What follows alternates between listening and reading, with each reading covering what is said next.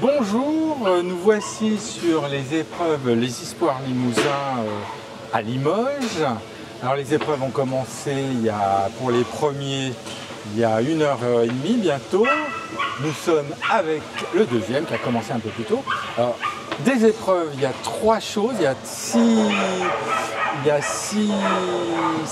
6 équipes de candidats qui sont composées chacune d'un boucher qui doit préparer la viande comme on a vu tout à l'heure avec Romain Leboeuf. On a un chef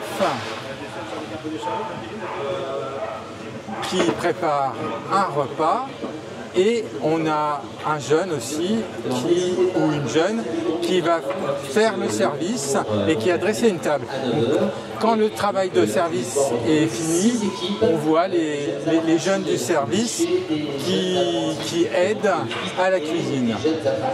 Donc l'avancée des découpes est pas la même suivant les équipes. Les équipes ont commencé à partir de 9h avec 10 minutes d'intervalle. Donc première équipe à 9h et les suivantes toutes les 10 minutes, donc jusqu'à 9h40. Voilà. Toutes les pièces qui vont devoir travailler, donc il y a la côte de bœuf, il y a donc ils ont sorti ces pièces de la mandoline comme on a vu, il y a la surprise, il y a de quoi faire du steak haché, du merlan, du jumeau de bœuf, Christophe Raoux qui donne des conseils aux jeunes cuisiniers, Guylaine Arabian également, qui surveillent, qui font partie du jury technique. Là on a les 6 tables qui ont été dressées et qui seront jugées tout à l'heure par le jury.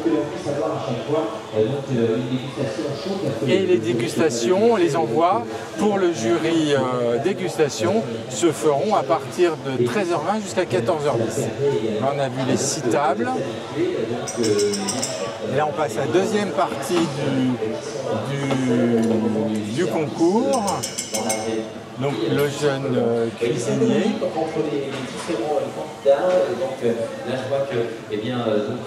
Alors là on a les différentes pièces. Donc on a ça doit être l'omoplate.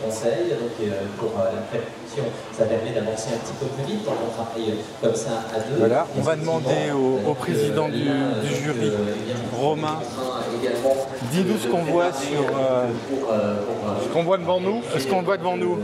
En fait, là, on voit une mandoline de bœuf. Donc, en fait, c'est la belle partie de l'épaule de bœuf qui vient d'être séparée par ce candidat. Donc là, au fond, on voit l'omoplate, le scapulum, voilà, qui est l'os qui constitue la mandoline. Et puis, on voit toutes les parties de la mandoline. Donc ici, on a le dessus de palette avec la surprise, le merlan, une partie du dessus de côte.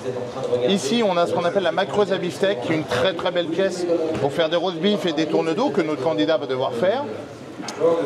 À gauche, on a le jumeau à beefsteak qui va être lardé. Donc c'est une pièce très technique qu'on a en boucherie. Le candidat va le parer et mettre des lardons de gras dedans. Et puis là, on a notre candidat qui est en train de travailler le paleron, qui est la pièce un petit peu centrale de notre concours, puisque on demande que ce paleron soit servi et cuisiné de 3 manières différentes. Une en cru, une en cuisson rapide et une en cuisson lente. Donc c'est hyper intéressant parce que le savoir-faire de chacun des métiers, le boucher, le cuisinier et le serveur, vont être une plus-value sur cette pièce qui sera dégustée après à la fin pour l'envoi. Donc c'est hyper intéressant parce que le paleron, c'est une super pièce qui peut être cuisinée de plein de façons différentes. Tout dépend comment tu la prépares. Merci Romain. Avec plaisir. Ah, tu fais bien. Je vais me barrer. Alors on continue. Là on en a fait 5.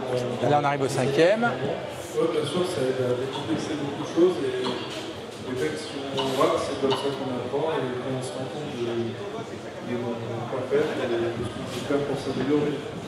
nouveauté cette année, vous l'aviez pas l'année dernière, c'est que là vous avez le service en plus qui Voilà, on a fait le tour des 6 candidats et il y a un public averti, voilà, les 2 beaux gosses, hop là, qui sont les profs, voilà, qui sont là pour encourager leurs jeunes et qui leur enseignent toute l'année.